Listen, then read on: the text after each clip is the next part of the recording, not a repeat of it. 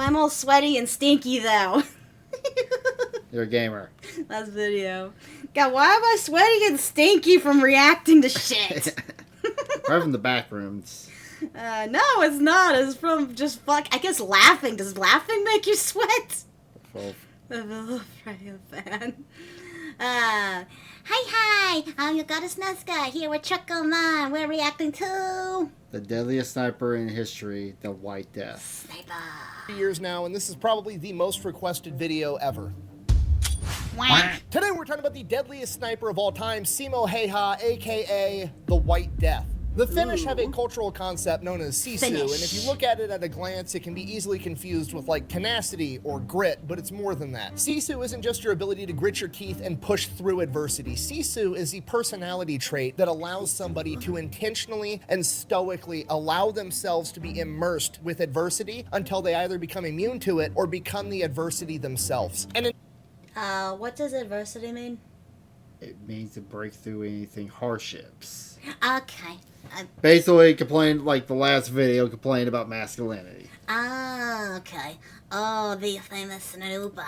In 1939, when a 33-year-old, 5-foot-tall Finnish farmer named Simo found himself on the battlefield defending his home, outnumbered 100 to 1, surrounded by death on all sides, rather than succumb to it, he became death itself. Nicholas, what is this? Damn. That's the new CMMG BR. Ooh. CMGBR. So okay, so this guy locks his guns. Yeah. When did you get it? I've had it? Nice recovery. No, I remembered something like this. Okay, fine. I just got it, but I had to because it's the only one they Cerakoted to look like a bush light. You know what's depressing as fuck? What? Sorry, since this guy's such a gun fan. Just thinking back when my dad went to prison for the first time, losing his job. Do you know how much money of guns they took from him? Oh yeah, and they probably destroyed them. That's the government. We could have had all those guns. God, he had all the kinds of AKs. He had an Uzi. I can't remember all the fucking names of guns. He had so many guns. And just because he made that one stupid comment to that fucking apartment complex bitch that fucking fired him for no reason just because they were trying to make cutbacks, just because he made that one fucking comment because he was in a state of stress, he wasn't actually going to do anything. He went to prison, lost her home. I had to live a good, I want to say about 3 months homeless. No, it was like 5 or so. God. Basically, I lived with my boyfriend at his friend's mom's place for a long time because I was homeless, thanks to all that. Because, yes, I was a fucking 21-year-old girl living with her boyfriend at her parents' house, apartment. My mom had to go do her own thing. It was the worst fucking time ever. Are you done with the tangent? No, I'm kind of mad at myself that maybe I wasn't even around when they took the guns. Hell, I don't remember. I would have had nowhere to fucking put the guns. I was too busy taking care of my stuff. I'm lucky enough to keep all my shit. Sorry to hear that. Need a hug. That was a long ass time ago. Blah. I can. So you got a new toy. What do I get? I mean, what do you want? I don't know. I'll do some shopping and I'll let you know. So have fun with the ad. Mayday! This video is brought to you by Delete Me, okay? Super simple Sponsor. business model. You give them Get right that on if the you want border it. between I'm not Finland and sponsored. Russia. Now, when I say farm, people automatically think of like some Political dude in a weapons baseball was cap lost, and yes. overalls holding a pitchfork with Also, his collection of stuff that I will not mention. Yeah, don't bring that up. rows and rows of corn in the That probably background. could've It been wasn't worth a one of lot those more kinds money. of farms. This is what you would call a forest farm, which is a lot more This is akin to like what we why would call we a all hate homestead today. Karens. Basically, Simo grew up in a Yeah. cabin in the woods, and they had a really big garden, and they grew enough food for themselves, and then had enough extra to like take it to the farmer's market and sell for money. So Simo essentially grew up his entire life in this harsh, hilly, wooded, snow-covered, freezing environment. This is his baseline, okay? This doesn't suck to him. This is just your normal everyday stuff. Walking uphill every direction through the snow is just a good day to him. And this almost goes without saying, but I'll mention it anyways, that hunting was also a humongous part of how his family put food on the table, and Simo did that from a very...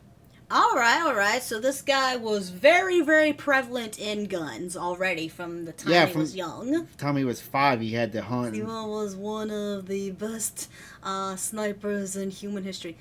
Simon! He had the drill to pierce through the heavens! He's more grit than Simo. This guy grew up out in the woods out in the country.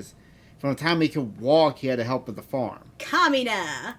Young age as well, hunting in this harsh environment. Unfortunately, Simo was pretty intimately acquainted with death at a young age. He had 4 brothers and 3 sisters. One of his brothers passed away in 1918 in the Finnish Civil War, and another one of his brothers passed away after suffering from heat stroke on a construction site. Simo is a member of one of the last generations that didn't have the luxury of quitting, okay? This guy was born, and the minute that he could walk, he was helping his family in their fight for survival. There was no quitting. There was doing or there was dying. And if you're not picking up what I'm putting down, the point I need you to get from this is Simo's a small guy. He's only 5 foot tall. He's 110 pounds. But he literally doesn't know what quitting is. Things that me and you would call horrific circumstances is just a Tuesday to him. It just doesn't even register that he should be having a bad time. He's literally just happy to be alive. At the age of 17, following in his older brother's footsteps, Simo joins the Finnish Civil Guard, which is equivalent to like the American National Guard. Essentially, they train on weekends and they'll train a couple... I gotta say though, for someone who's versed in death, Simon had such a sweet kind of baby face look to him.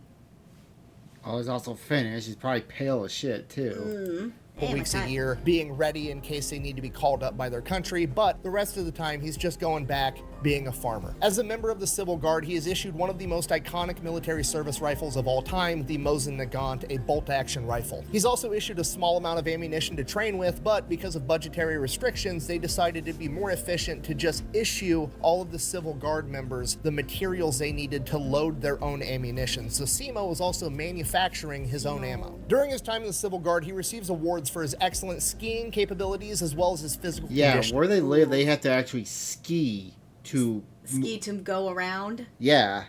No cars don't exist during this time. Yeah. They do, but there ain't no roads. Hey, follow up, hell's gonna fun.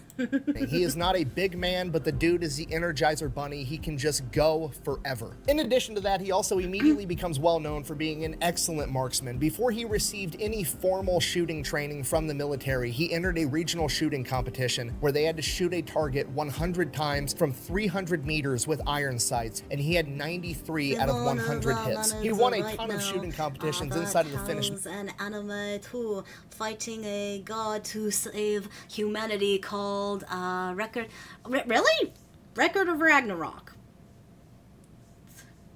Huh. Wait. Did they put this guy in Record of Ragnarok? I fucking love Record of Ragnarok. I fucking love Record of Ragnarok. I don't care if the animation's kind of choppy. I love the anime. I'm not reading anything though. You got to make me. Yep. Cool. I wonder when that's going to get animated. I hope that comes back. I want to watch more of that. That is such a fun anime. Military, not just with his Mosin, but also with the Suvotion called White Death. Oh, is that? Yeah. Suomi M31 submachine gun. He very quickly qualified for the title of master shooter within the Finnish military, and it is said that he was able to estimate range within the accuracy of 1 meter up to 150 meters away. Okay, that's literally a superhuman ability. You could just point to something off in the distance, and Simo could eyeball it and be like, it's like 89 meters away, and he was dead on every single time. And that's not even the scariest part. The scariest part was how fast Simo could operate his Mosin bolt-action rifle. He could fire his Mosin accurately, insanely fast. So fast that they actually wanted to time him one day. So his buddies got a stopwatch and they were going to time to see how many times Simo could hit a target 150 meters away with his bolt-action rifle in the span of 60 seconds. Simo scored 16 hits in the span of 60 seconds with a bolt-action rifle. He's the one. And just so we're on the He's same page, the one. the Mosin Nagant only holds 5 rounds in the magazine, meaning that Simo shot the first 6 rounds, because there was 1 in the chamber, reloaded, shot the next 5, reloaded again, and shot another 5, hitting the target 150 meters away with fucking iron sights every single time. That is crazy impressive. He was Superman with a rifle. So not only does he have, like, he has, like, sharp eyes, he's got insane speed with the reload time, so he's, like, really acclimated in with the gun and moving the bullets and junk, but he is so accurate, you would think this guy, he has basically the hand-eye coordination of a super gamer. Yeah. Record on Season 3 going to be released December. Yes! Thank you for that. If you don't know much about guns, this is the only bolt-action rifle I have, but he had Starjan, love that band. Starjan, the fastest handle in all of Finland. Correct.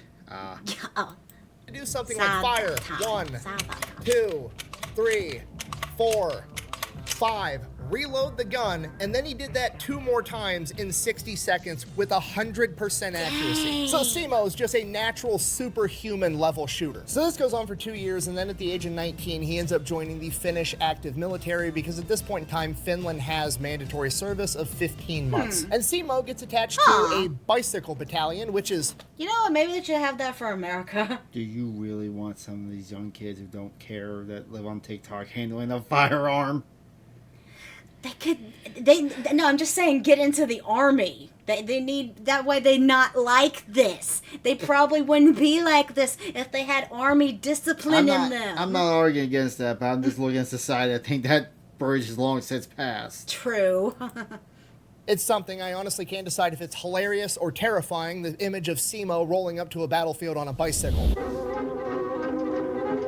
So he serves his 15 months in active duty military, nothing really going on at this point in time. Yeah. Then he goes back into the Civil Guard and continues being a farmer. And that's pretty much all he's got going on for like the next decade. He's just in the Civil Guard, winning shooting competitions, going back home, taking care of his crops, and going hunting.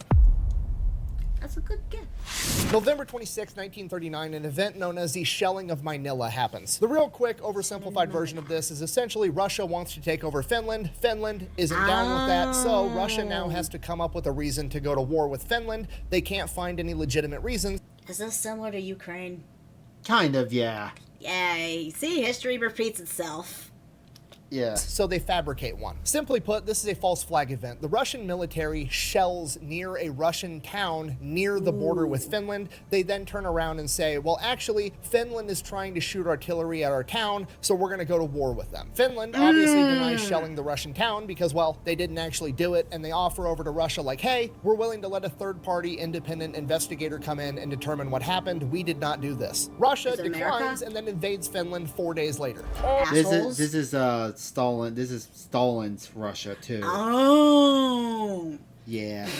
Oh, dude. You know what tactics he kind of used there that made me think of? What? Tanya the Evil. Yeah. That kind of made me think of Tanya the Evil tactics right there. Oh no!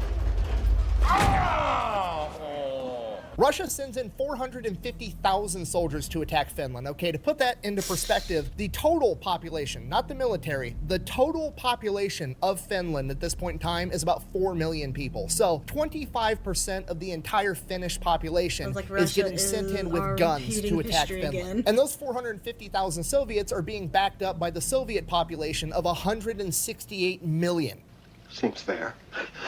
Calling this a David versus Goliath type situation is putting it... I think the main difference, though, here is the fact that the whole world's not watching.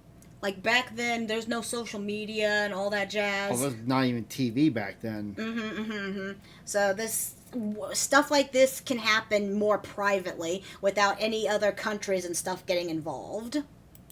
Mildly. On paper, Finland doesn't stand a chance. But Finland does have a couple of things going for it because in the years leading up to this, Stalin conducted the Great Purge, essentially killing off all of his high-ranking and knowledgeable... Yeah, what happened leading up to this, Stalin killed off most of his high military brass and knew what the fuck they were doing because he was paranoid as fuck. Because they thought someone was going to coup him or something? I think most social media was a mistake. So, even though they have an army, they don't have anybody leading it. I guess he leads it then. Because he was worried that they were going to try to overthrow him. So by and large, the Soviet military at this point in time is pretty incompetent. And the Finnish, well, they're Finnish. They've got that going for them. Okay, if you've read enough history, you know there's a couple of quick life hacks if you want to live a long, happy life. You know, like don't smoke, eat a good diet, never try to fight the Filipinos in the jungle, and never try to... I mean, if your leader is paranoid as fook that he can't have any leadership to help command his armies, of course you're gonna fail. Fight the Finnish people in the snow. It's just a bad time. You merely adopted the dark. I was born in it. Now, for Simo at this point in time, he had just last year in 1938 gotten formal sniper training from the Finnish military. Not that he really needed it, but he does have that title now. And when the Russians attacked, Simo was actually out in the field doing a training mission with the Civil Guard, so he didn't find out the Russians attacked until the day after, when he was immediately activated and put into duty. So he gets orders, reports to the front line, and his new company commander is a man by the name of Arne Juutilainen. I'm glad I found Alma and listen to her songs, like the Tanya song. I watched it because of that. Huh. I just watched the anime because the anime looked interesting. But I do love the opening. AKA the Terror of Morocco. And this man, much like Simo, is a complete and absolute gangster. But instead of being a sniper like Simo is, he's a leader. He's leading men into battle that are going in heavily outnumbered. We're talking like 100 guys versus 5,000 men on the Kola front where they're fighting. So Juutilainen's signature move, embracing Sisu and having no fear, would go out on the front lines in the middle of battle and sit in a rocking chair with gunfire and explosions going off, giving orders to his men to show them that they didn't have anything to fear. And Did you hear that part? He just went balls in. He would sit on the battlefield in a rocking chair and stare at his enemies. That's bad. Ding-a-ling, ding, ding, ding, ding, ding, ding. No, he was just pointing to tell him where to shoot. Simo is now taking orders from this guy. Okay, shit's about to get real. Badass. So Simo shows up, they start digging trenches, laying out barbed wire, setting the front line. They end up fighting their asses off for 2 days straight. After that, they actually end up receiving orders to fall back a little bit, which they do. Sorry. Yeah.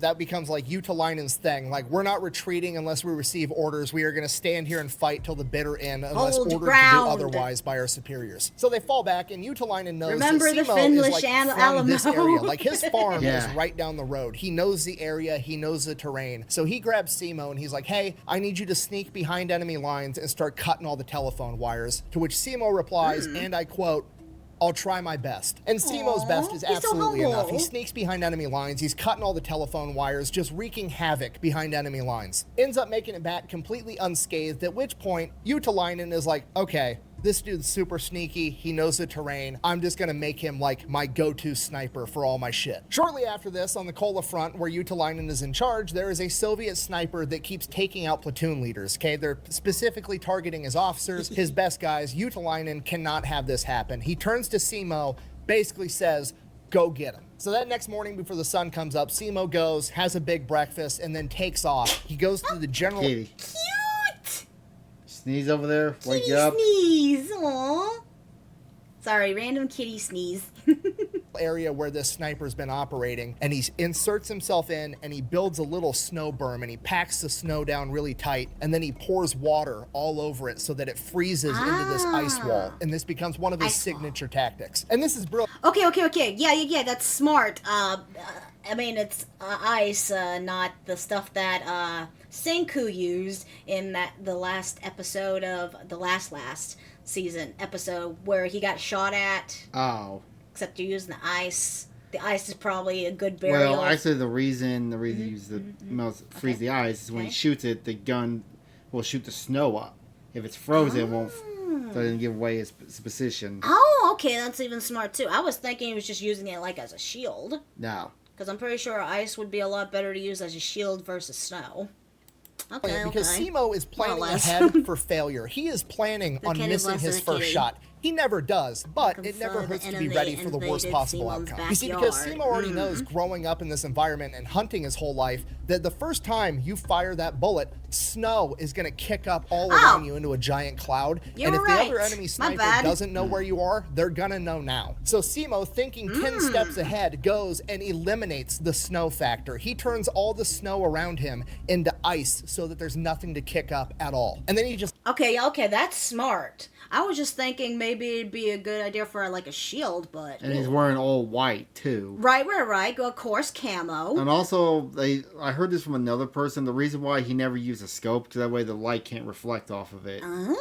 He just has his own eyes. All day long, not moving. He's constantly putting ice and snow into his mouth so that his breath doesn't create fog, so that there's no way of possibly seeing this guy. And he waits and he waits all day long, and soon enough the sun starts going down. And as the sun is going down behind Simo, he ends up catching a glint off the enemy sniper's scope, but he's not in a hurry, so he waits. So now he knows where the enemy sniper is, but he's patient, and he just keeps waiting, and he keeps waiting, and the sun keeps going further and further down, and it's getting darker and darker. And soon we're at the point where there's going to be nothing but starlight in 15 minutes. And at that point, the Soviet sniper just stands the fuck up out of nowhere, like it was the bell just rang and it's lunchtime at the factory. He just gets up because his shift is over, and he starts walking back to camp, and Simo drops him one shot. Oh, no mercy. Damn. He's the real Hawkeye. Woofa. Damn, the guy didn't even... No. First blood. I was like, yeah, you're going to invade my territory. I don't fucking care that you're just getting up to go chill, because you're going to come at me later. I'm not giving you that chance. Nice. Straight to the head. What a Straight in the head. So Simo reports back to Utalainen, hey, solved the problem, no issue. It's been like 18 hours and Simo's already got this guy down, and this guy's been wreaking havoc on his men for like a week and a half. So Simo is obviously super legit, at which point Utalainen basically just lets him off the leash. Like, hey, whatever you're doing, just fucking keep doing it. Go win. And this is what Simo does every single day. He goes out, he builds his ice berm into a couple of different locations that he has already set up, and he is just picking off Russians left and right. And unlike other snipers at the time that were trying to prioritize high-value targets like officers, Simo absolutely was not, which makes sense because his family farm is right down the road. Like, his family, his friends, where he grew up is literally under attack right now. If you were wearing a Russian... That is smart. Yeah. Fuck who you are. Fuck your shit. I'm gonna fight to protect my family, my country, I don't care if you're not firing first. I'm not gonna give you that chance. As hardcore. That is, uniform, and he saw you, you were a dead man. Simo got asked about this later in life, and he replied, and I quote, I shot when I saw the enemy. I didn't care if they were a leader. Simo is literally treating the front line like it is a shooting gallery at the state fair. There are multiple days where he is logging between 10 and 20 confirmed kills. So at this point, Simo starts to get a ton of notoriety within the Finnish military, and it gets to the point where whenever there's a problem, it doesn't matter if it's a forward observer that's shooting accurate artillery, it doesn't matter if it's an enemy sniper, anywhere on the front line, they would send for Simo, and they would pick him up, escort him to that part of the front line, and he would go handle the problem. And the best part about this is, you gotta remember, this is Finland in December in 1935. So when they send for Simo, they're sending a reindeer-guided fucking sleigh to pick him up and escort him to wherever there's a problem. He's the killer Santa! Yeah. I want a reindeer, they're cute! I've actually seen somebody when I was on the farm that had a reindeer. Oh, wow. Problem, and he's gonna go out and solve it. He's like the shitty inverse of Santa Claus, except instead of leaving a lump of coal in your stocking, he's gonna put a piece of lead in your... He's Krampus! He's the killer Krampus! There you go! Except more deadly.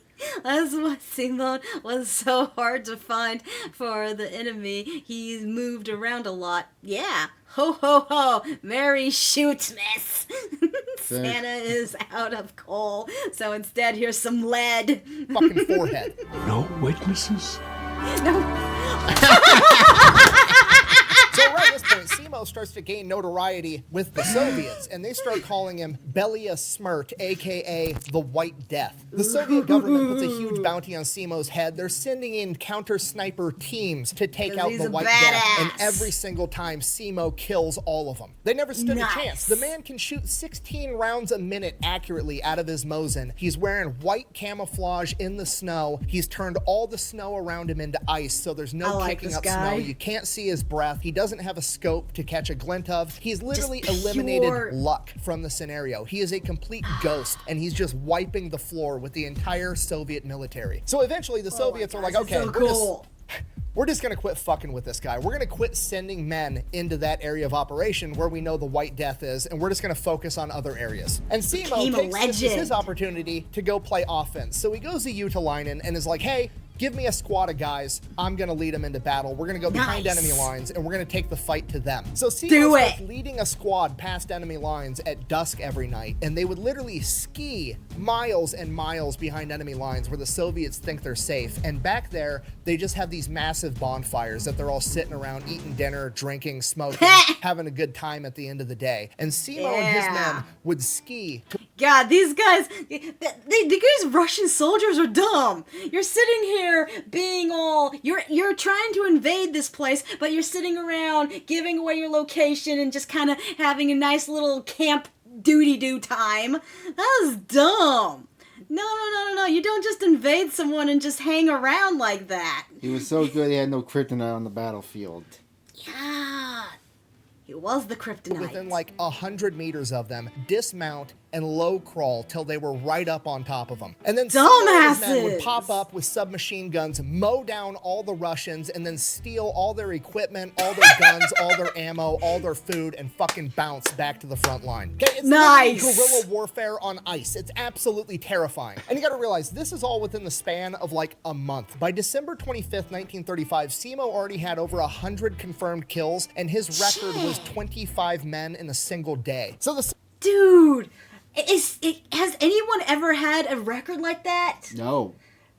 He needs to be in the Guinness Book of World Records. I think he is, or at least he's... Ooh, at least the legend of the White Death. Well, that's why we're talking about him. So cool.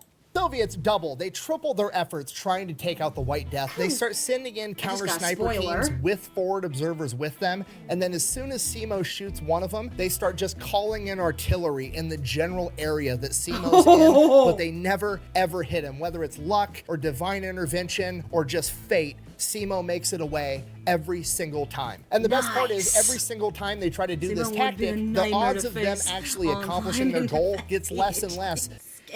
You know the Russians are, that one Xbox guy, I keep spawn die. That's an old famous video from Call of Duty back in the day. The spawn camp. Yeah, that's what he... Damn. And you pushed the wrong button, you dingle. I got a spoiler. So he killed 542 people. And that's what they can confirm. Ooh. Because every time they're sending in their best guys and Simo's killing them. So the quality of the men that Simo's going up against is constantly keeps going down. By January of 1940, Simo is an absolute legend with over 200 confirmed kills, 51 of which he got in 3 days. One of his other records at this point in time was he managed to take out 5 enemy snipers in a single day. Because of everything Simo's accomplished around the same point in time, Utalainen's boss... God, can you imagine if Trump was getting assassinated by him? I don't even want to think that. Oof. Thank God we had the soy boy that couldn't shoot. I know, right?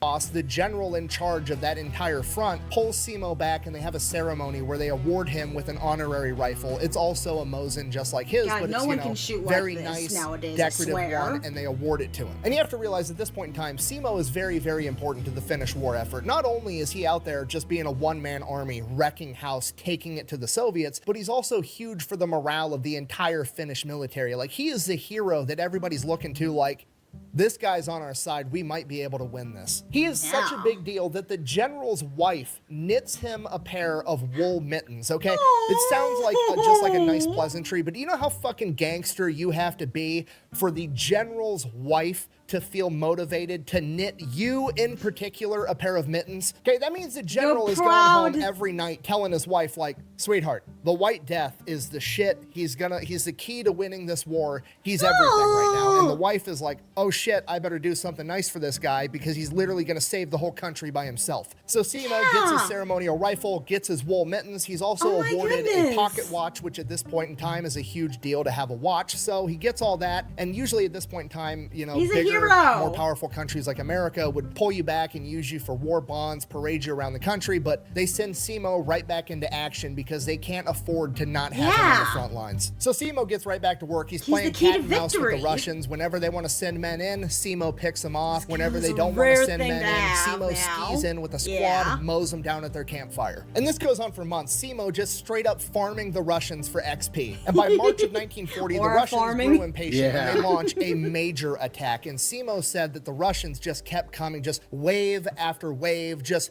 meat wall tactics of I'm gonna march my men into your gunfire until you run out of bullets and hopefully I've got more men. Oh, they're trying, okay, so sacrifice your men. Where did I've heard this before? It's like something recent, I swear, I heard this happening.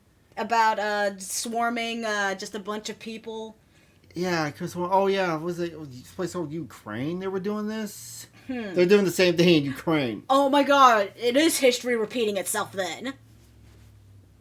He says Japanese. Oh. Like the kamikazes? Yeah. And during this time, Simo's not up hiding at his ice wall with his Mosin. There's too many Russians for that. He's on the front line leading a squad of infantry with his submachine gun, absolutely taking the fight to the Russians. Simo had actually said that he had heard rumors that the Soviets were using the machine guns on their tanks to basically force the men to march into gunfire, and if they wouldn't go, they would mow them down with the tank. And after seeing how many men were...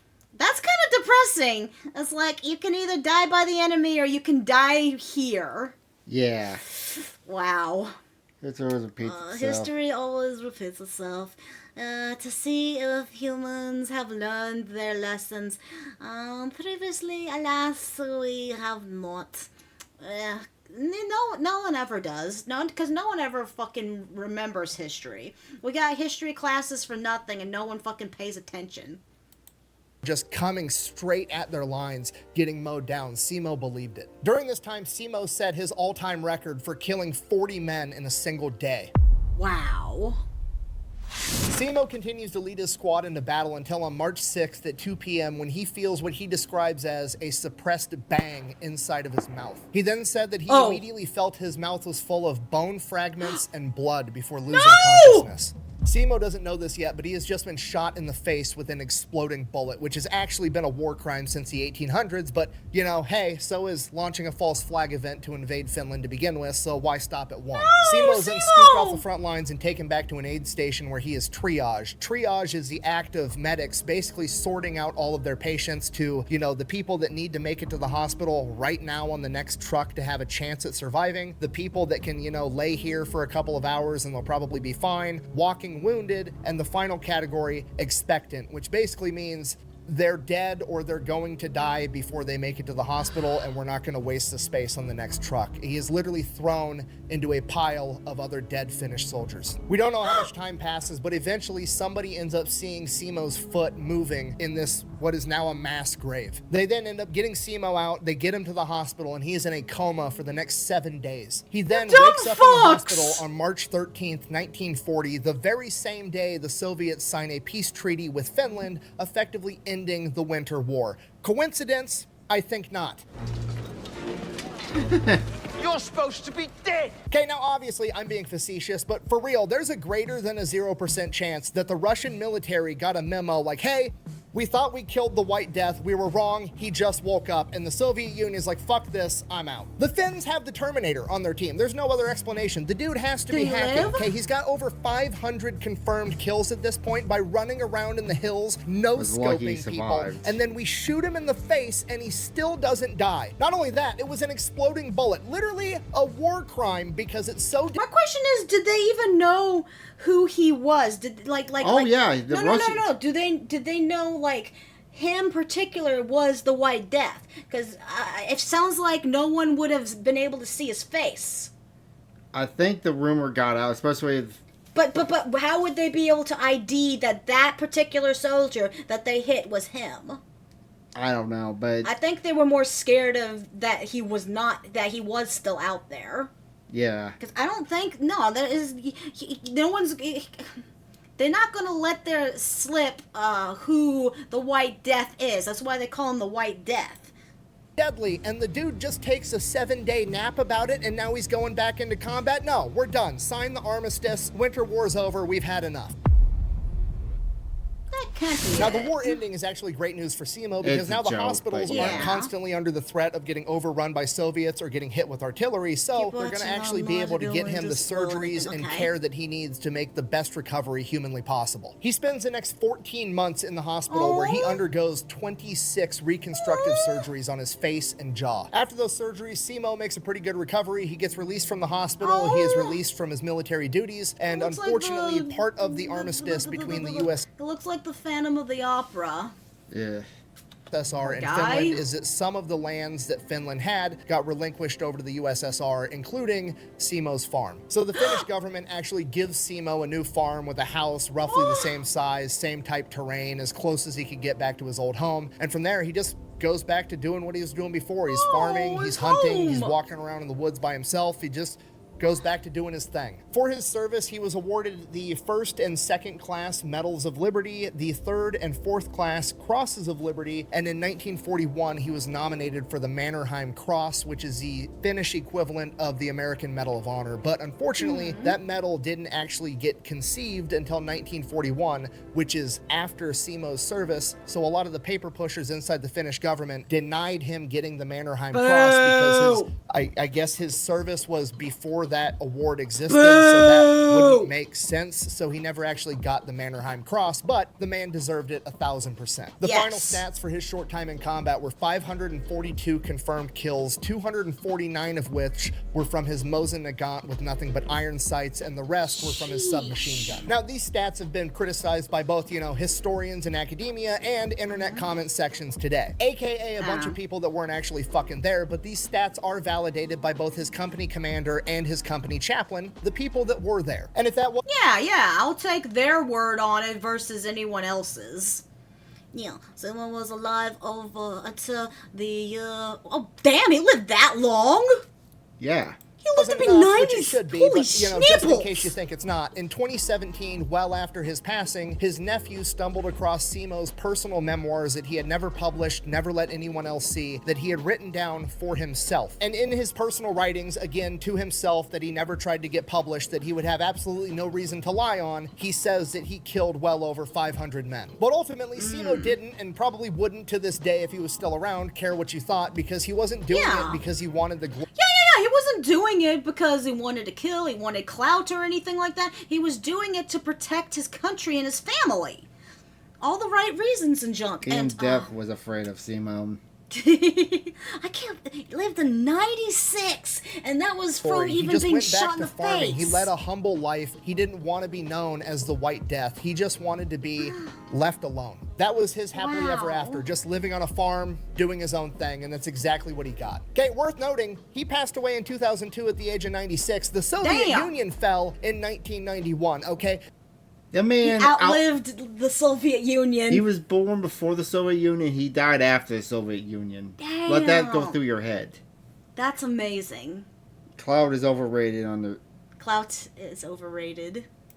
SEMO Hoya took the fight to the enemy to a degree that no other singular human ever has in the history of the world, and then he gets shot in the face with an exploding bullet. Again, a literal war crime, shrugs it off, and then proceeds to live longer than the country that he went to war with. That's gangster as fuck. And that is the story of SEMO Heha, the White Death, the farmer's son that rose to the occasion, defended his country against all odds, showing the enemy the true meaning of Sisu. Thank you for watching. Best way to support the channel is go buy some merch. That was an amazing story. Okay, I'm happy we watched it. That was really good. I really like this guy. They need to just make an anime all around him. That would be so cool. Yamuj. Well, thank you all for joining us for this live stream. This is our last video for the day. Love you all. Bye-bye. Thank you all for joining me. Please like, subscribe, and comment. It would make me very happy. Kiss, kiss, hug, hug.